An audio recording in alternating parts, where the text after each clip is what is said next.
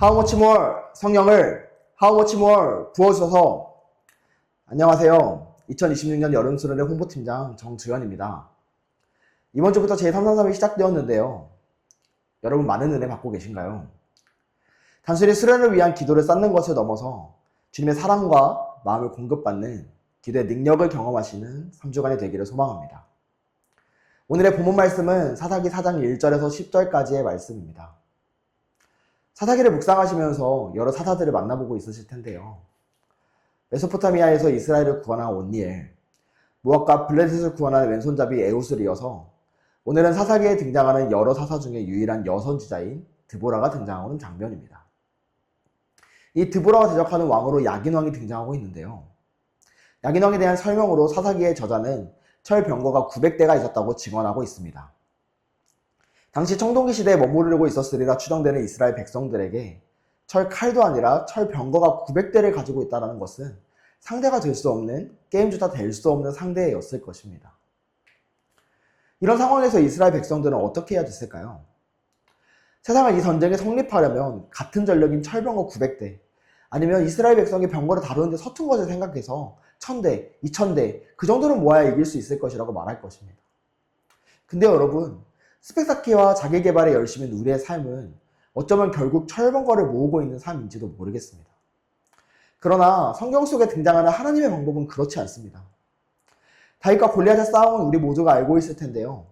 거대한 칼과 갑옷을 입은 골리앗 앞에 다윗은 물맷돌 하나 들고 섭니다. 그리고 선포하죠. 너는 칼과 창과 단창으로 내게 나아오거니와 나는 만군의 여호와의 이름으로 내게 나아가노라 라고 말이죠. 기돈의 싸움도 마찬가지였습니다. 기돈에게 3만 명이 넘는 이스라엘 백성이 모였을 때요. 미단의 군사가 많기는 한데 하나님께서 조금만 도와주시면 어쩌면 할만하겠다라는 생각이 들었을지도 몰라요. 그러나 하나님께서는 300명만 남기고 돌려보내십니다.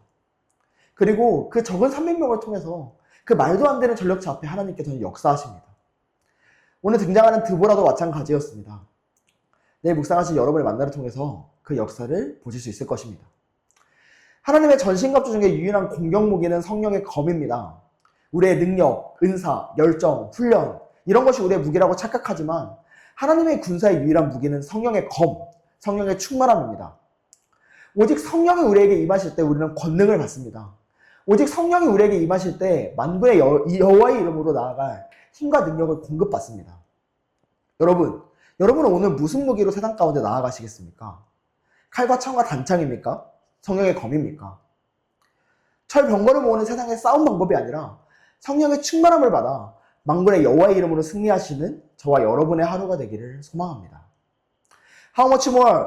하물며 구하는 자에게 성령을 주시지 않겠느냐라고 하나님께서 약속하셨습니다. 시시하신 주님의 약속의 말씀에 따라 성령의 충만함을 구하며 나아가는 저와 여러분의 오늘의 하루가 되기를 소망합니다. 기도하시겠습니다. 만군의 하나님, 철병거를 모아야 한다고 외치는 세상이 현혹되어 하나님의 자녀임에도 세상의 방법대로 세상을 살아가는 우리의 삶을 회개합니다.